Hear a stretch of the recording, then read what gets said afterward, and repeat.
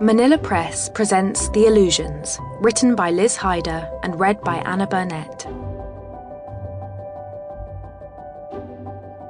Round which we phantom figures come and go. The Rubaiyat of Omar Khayyam, translated by Edward Fitzgerald. Any budding conjurer must start at the beginning. I have learned through my own experience and years of practice that, in essence, all magical effects come under one of only 6 headings. I should say, whilst I have chosen 6, there may be others who might argue for 7 or 10. Perhaps you yourself may even invent a new one, for however much one knows, I assure you, one can never learn all there is to know about magic. The first of my 6 headings is production.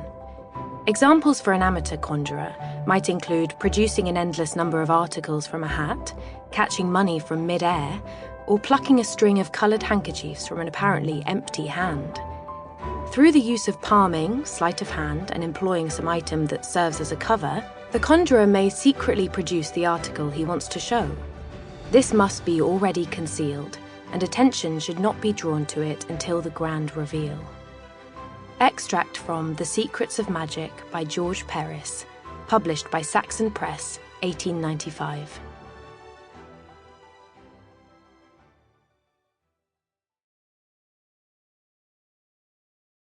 Production. Chapter 1. March 1896. Bristol. A storm is coming. It lingers in the air, dances in the trees, and blows at the roof tiles, trying to prise them from their holds.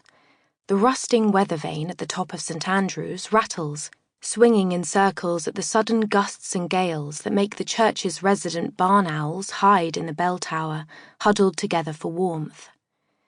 Beneath them, a small crowd of men and women gather in the midst of the graveyard, holding tightly onto their hats and bonnets as the wind tries to cast them off into the black of the night. Arthur Evans, an aging con artist with a knack for the theatrical, tries his best to hold both their attention and his lantern, a battle he is in danger of losing. The deep and often empty pockets of Arthur's frayed woolen coat carry a smattering of coins from his audience, and they clink faintly as he picks up a small bell from the top of an old headstone. His accomplice, 16-year-old Cecily Marsden, barely hears the bell ring from where she hides, crouched behind a large moss-covered gravestone in the far corner of the dank churchyard. The wind is doing its best to steal the sound away, but Cec, as she prefers to be called, is focused entirely on something else, something impossible. The wind blows around her as her mouth falls open. Her left palm faces outward, empty. Leaves and white petals from early blossoms circle her like a tiny tornado in the dark. In front of her, about a foot away, and stubbornly resisting the wind's power, a playing card is held up without her even touching it. The 4 of diamonds, freshly plucked from her pack, hangs suspended in mid-air, held up with, well, she is not entirely sure. Over the past 8 months or so, ever since a chance encounter in a room above a tavern in a grubby corner of London, Cec has developed a serious interest in card tricks, an obsession almost.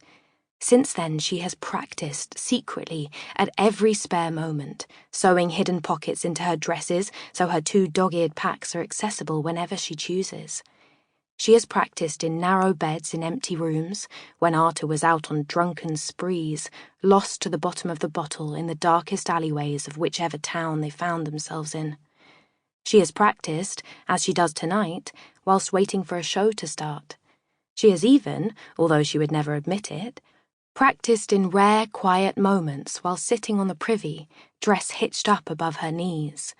She had swiftly mastered the basics, switching cards, marking a deck, fanning and shuffling, and is confident now in all manner of tricks, begging and borrowing from card sharps in the many taverns they passed through on their way to Bristol. But she has never dared share it, not with Arthur, nor anyone else. It's the only thing she has that is all hers. And never before has young Cecily Marsden achieved this. It is impossible. Sample complete. Ready to continue?